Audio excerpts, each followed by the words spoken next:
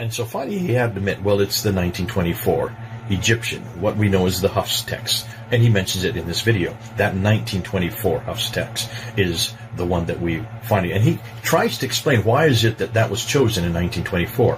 What he didn't explain is that was only chosen for one city, the city of Cairo in Egypt. And it was only for the Department of Education because all of the answers coming from these high school students' tests, standardized tests, had so many different answers that they had to make one Quran, that the unified Quran, just for Egypt. It became standard for all of Egypt then in 1936, known as the Farouk edition, and it was only standardized for all of the world in 1985, 25 years ago. Now, he didn't mention all this in his little video, but nonetheless, let's get back to what he was saying. Today, most Muslims read the Quran in a text that is referred to as the Egyptian edition of 1924. But this is not the only text of the Quran that is read throughout the world. In North Africa, there is a slightly different text that is based on a slightly different reading, mostly corresponding to what we read in the rest of the world, but with some slight variations that do not affect anything that Muslims believe and do not have any major impact on any Muslim practices. And then too, in some parts of Africa, there is another reading of the Quran and a matching manuscript that is prevalent. And here too, we find some slight variations that do not affect Muslim beliefs and do not affect Muslim practices in any significant degree. So he was talking about the differences, or the fact that there were differences. So that's quite an admission. And Colin brought this up in his video. And Colin was saying, isn't this the same thing that we used to say about the fact the roughly 40 verses that are in the Bible? When you point them out, there's no theological difference. There's no doctrinal differences between them. And he was trying to take that same line, and that's what Colin so brilliantly brought out and put forth. But I was fascinated by that there are no differences.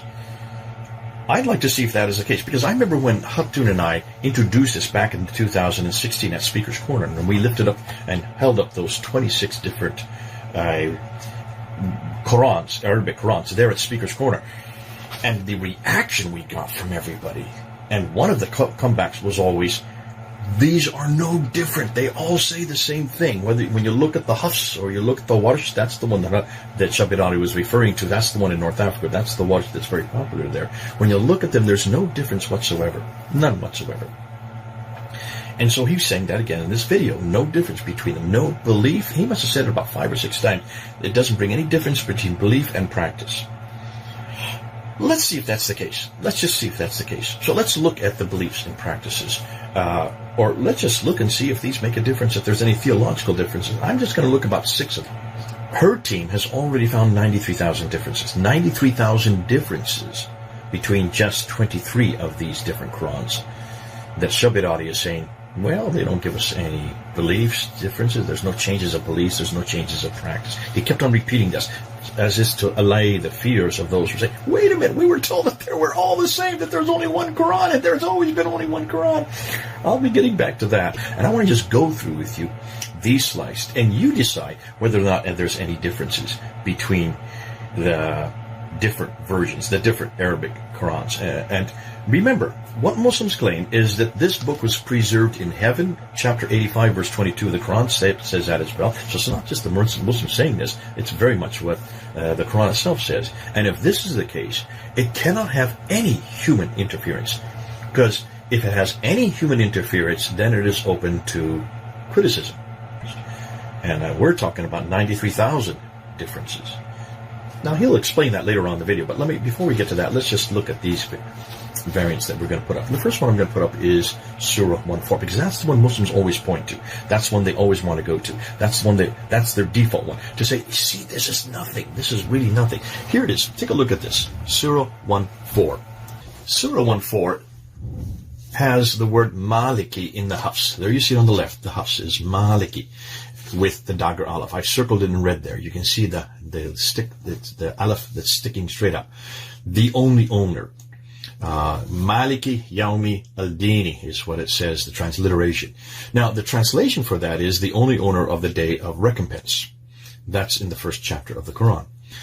In the Warsh, the one that Shabir Ally is referring to, that's popular in North Africa, it's Maliki, which is the king.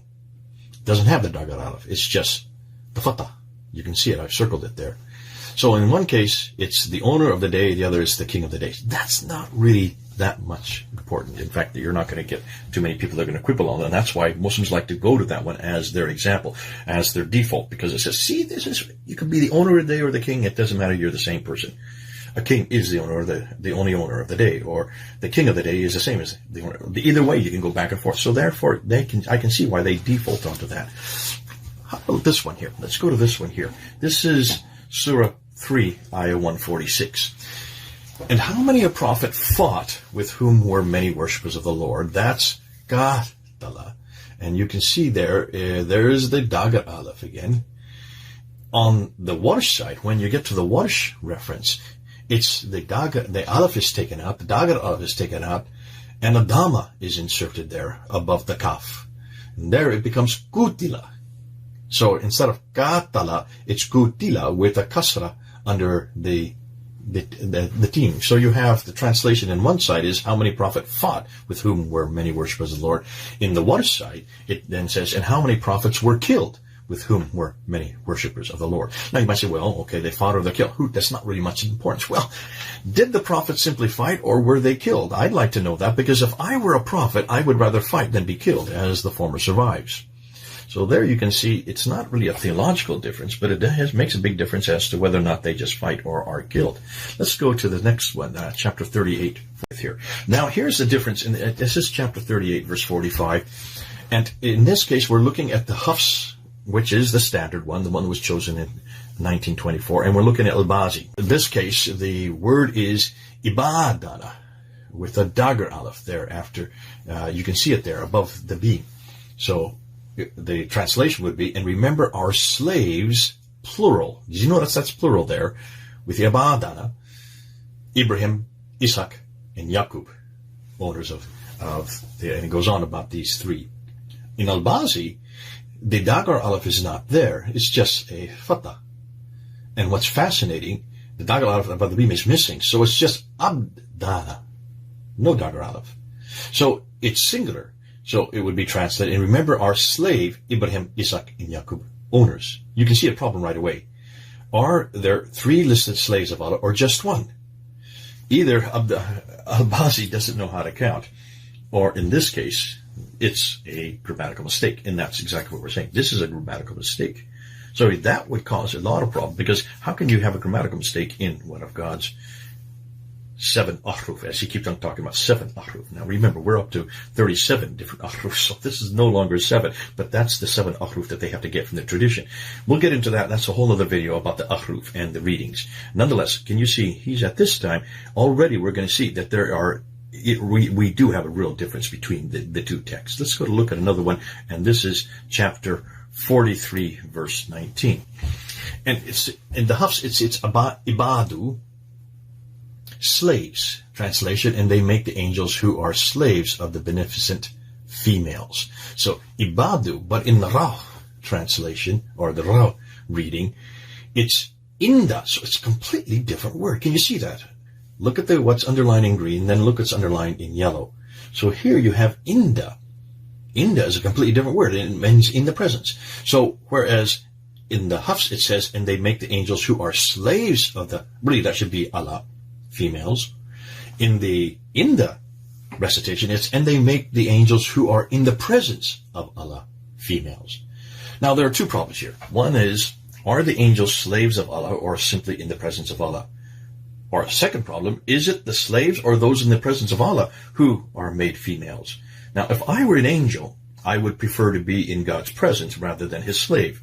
Furthermore, being male, if I were an angel, I would prefer if the slaves were made females, thank you, not myself. So you can see, regardless of whether you want to say this is not a theological problem, this is not so much a theological problem. Well, Some may say so, because who are in God's presence that are made females? Are they the slaves or just people who are in their presence? So you can see you've got to deal with which is the one, the standard that is in heaven, which is the one that is on those eternal tablets. And it's fascinating that in every case, in this case, Hafs has got it correct, because in the case of the number of people, whether or not with the Ibadana, with the three listed slaves of Allah, Abraham, Isaac, and Yaqub, there you can see that the Hafs has got it correct. So which suggests to me, in every case so far, Hafs has been correct. In this case, there is a difficulty between the two texts. Now let's go to chapter 46, verse 15. In here you see ihsanan. So it says, and we have joined on man doing good to his parents. Doing good is how that is translated in the Hafs text. In the Al-Duri, which is fascinating, because Al-Duri has really two different Qurans. He actually contradicts himself later on. But in this case, this is the Abu Amir al-Ala version of his readings.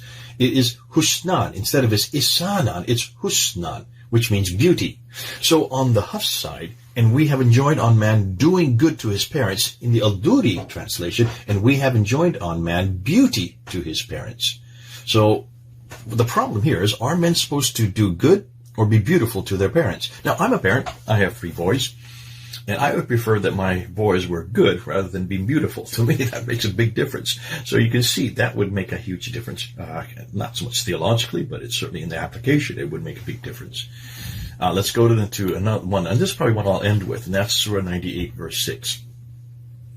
In the Hafs translation, version, it has barayati. Barayati is the word you can see underlined in green. Creatures. In the Warsh, which is the one that's used in North Africa, it's the Al-Asbahani version of the Warsh, because there's more than one. The word is al-barayati. Barayati, with the glottal stop there. Underlined in yellow. You can see there it is a different word, especially at the end. So that refers to as the innocent. So the translation in the Hafs would be, indeed they who disbelieved among the people of the scriptures and the polytheists will be in the fire of hell, abiding eternally therein. Those are the worst of creatures. So it's talking about us, really, Christians. In the Warsh, which is popular in North Africa, the translation would say, indeed, they who disbelieved among the people of the scriptures, that's us, and the polytheists, those are the heathens, will be in the fire of hell, abiding eternally therein. Those are the worst of the innocent. Well, now, there are 2 problems here. One is, are Christians the worst creatures, or are we innocent? And if we are innocent, what are we, along with the Jews and the polytheists, doing in hell? So that has a theological problem. You can do a doctoral thesis just on that, depending on how you're going to place that. Are we innocent, or are we just the creatures in hell? And so you can see that completely changes the theology, changes the meaning. So when Shabir Ally gets up there and he says this doesn't change the belief, it doesn't change certainly the practice, he has to repeat that over and over again to placate the people who are watching him. I would suggest they be careful. Now we've just looked at 6 or 7. We could look at 93,000 and look at the differences. I don't have time, nor do you have the time, nor would you want to, but this could be a huge work that we need to do, because I'd like to know exactly how he knows that this doesn't change the meaning. If I've just come up with 6 of them here, which has changed the meaning in every case. And in some cases, because of the fact that it changes the meaning, it goes against exactly what he is saying. I'll let you come up to your own conclusions, but for Shabir Ally, somebody of his caliber, somebody of his station, and of course he's well known all over the Muslim world, he is highly respected, has a doctorate from Toronto University, and the fact that he is considered to be probably the world's best debater in the Muslim world in the English language, well, in any language, because really debates are all happening in English today.